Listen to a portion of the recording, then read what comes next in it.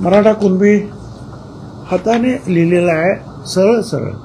हा ओरिजिनल दस्तऐवज एक दाखवतो तुम्हाला मी, तुम्ही नंतर पहा. खोडून लिहिलं आहे, हाताने लिहिलं आहे.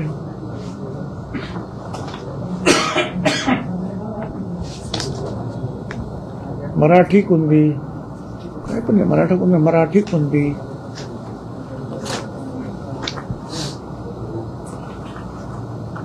मराठा कुणबी हातात लिहिलं आहे. हस्ताक्षर शाही सगळ्यात फरक आहे. म्हणजे असं तुम्ही खडाखोड करून लिहिलेलं आहे. खाली मराठा आहे लिहिलं, वरती कुणबी. तुम्ही हे पहा, तुम्ही ज्यांना बघायचं त्यांनी हे कागद बघू शकता. आणि म्हणून आम्ही मागणी केली, मी आता ते काय करत की जर कुणबी शोधण्यासाठी न्यायमूर्ती शिंदे कमिटी निर्माण होते आहे, तर एक खोटी कुणबी सर्टिफिकेट ज्यांना दिलेली आहे ते शोधण्यासाठी दुसरी समिती एक नेमूया आपण, दुसऱ्या न्यायमूर्तीची.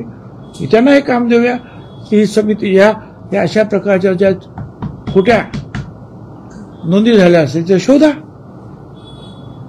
आणि थांबवा. आणि ओबीसी समितीचा तो अधिकारच आहे की ओबीसीच्या या गोष्टींचं सगळं संरक्षण करणं. त्यामुळे इथे कोणी चुकीचे घुसत नाही असे हजारो लाखो, हे पाहण्यासाठी सुद्धा एक समिती आपण नेमावी याचा विचार करावा. हा सुद्धा मुद्दा मी ते मांडला. आता पुढे काय काय होतं ते बघूया. हे जे दाखले आहेत ते किती सापडले आणि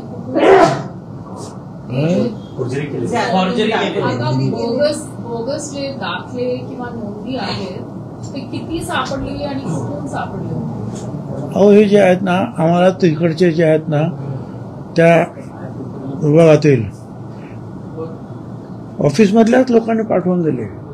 ऐकून घ्यावं, ते जर मला माहिती असतं 1 लाखो लोकांच्या,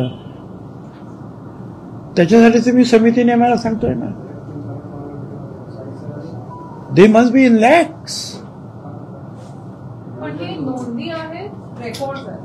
अरे ते खोटं लिहिलेलं आहे त्याच्यावर, मराठा समाजावर सरळ सरळ खोटं लिहिलेलं आहे. पहा ना तुम्ही.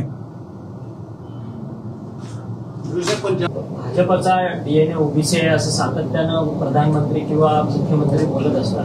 याच भाजपच्या डीएनएला दुखावण्याचं काम भाजप करतात. ते त्यांना विचार, माझ्या मला विचारतोय प्रश्न कुणाला विचारतो बाबा तुम्ही?